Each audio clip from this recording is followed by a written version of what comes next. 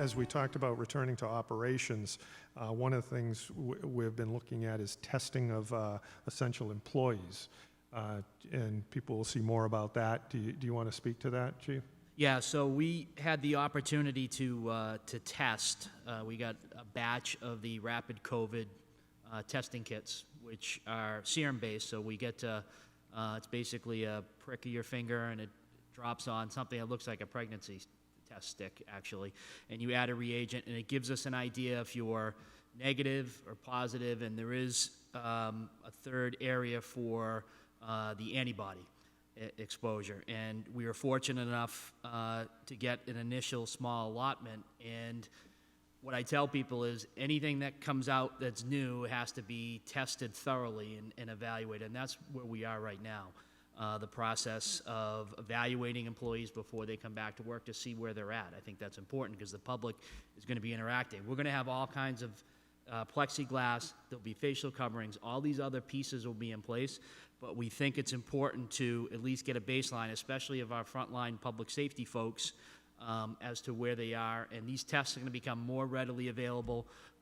We were lucky enough to have the opportunity to access the small allotment to begin with, and part of the reason was we had a plan in place for reopening.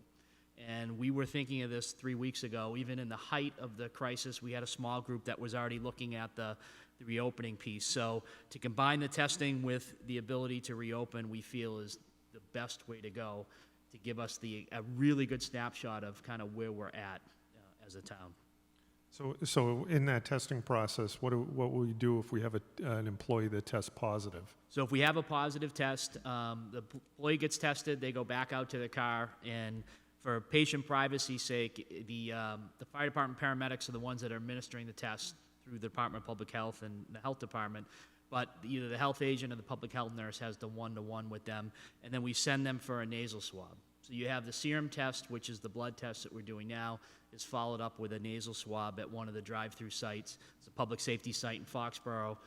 BI Plymouth is doing a great service for first responders also, and we can get people through to verify what that test is. And the results now are coming back. Our initial serum test is 15 minutes, and the swab test is 24 hours, and we can get people back to operations. Good.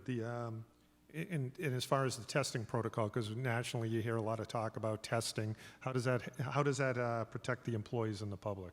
So I think having an idea if somebody is positive, if they're symptomatic and positive, and we're about to reopen town government, and you have somebody that sees people on a daily basis, we have initially put a stopgap to the potential exposure of what they call contacts with that. So doing that testing with the idea of being 2 weeks out, potentially when you're going to start to rephase or reopening, is important because you don't want to test somebody 2 days before they're supposed to come back to work. We want to make sure we have an idea at least a week in advance kind of what their status is, and then we can start looking at that reopening piece. The reopening, the group led by Bud Dunham has looked at all of these scenarios where you could stagger employees, one works from home, one works in the office, all the protective measures. It's a lot. It's been 3 weeks worth of planning, and, right. And again, we're looking 3 weeks down the road again as to where we're going to be. Excellent. And I guess as far as we proceed to, Dave, do you have any thoughts on opening as far as the town operations and what we have coming up? Well, I think that we've done a great job continuing to sustain town operations given the challenges. I've talked to a few members of the public who need some help connecting with the right people, but I'm really happy that we've been able to continue to service the residents. That's our job and our mission as the town. So I'm confident that with the efforts internally, with Bud's team and the command team, we'll get the right plan together to kind of reopen our doors for service. And I think that scaling into that model makes sense because folks are going to be scaling back into what their interactions are anyway. Mm-hmm. And I'm very aware I've interacted with a lot of departments between different people for different business matters, and everybody's been successful in accomplishing what they need, whether it's building permits or tax bills or absentee ballots. All of those things have happened. Phones are getting answered. So I'm glad that we've been able to accomplish that. And I think that it'll be interesting for everyone as a whole, not just at the town, as we go forward to see how business operations pivot based on this experience.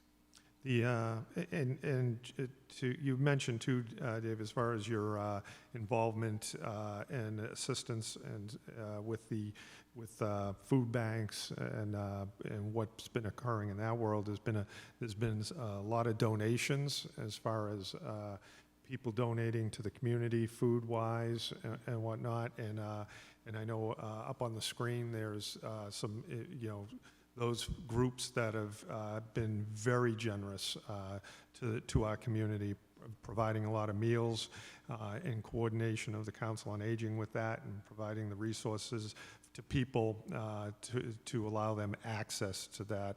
So we have those up on the screen, and just want to acknowledge and thank those people and the Cape Cod Foundation as far as getting resources to people. And are you hearing good things about that? Yeah, and actually I had the opportunity to participate last weekend.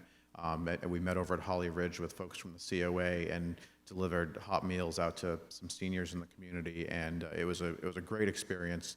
We got to bring fresh food from Holly Ridge out to a bunch of folks. They were really happy to see us knock on the door. My wife and I went out and delivered about half a dozen meals to home. So great experience. But I know that there's a lot of local organizations, certainly the ones on the screen. I talked with the food pantry this morning with Kathy Aubin from the food pantry just on how much their volume has increased. But there's a number of organizations that have also stepped up. So the Rotary Club has donated funds for food.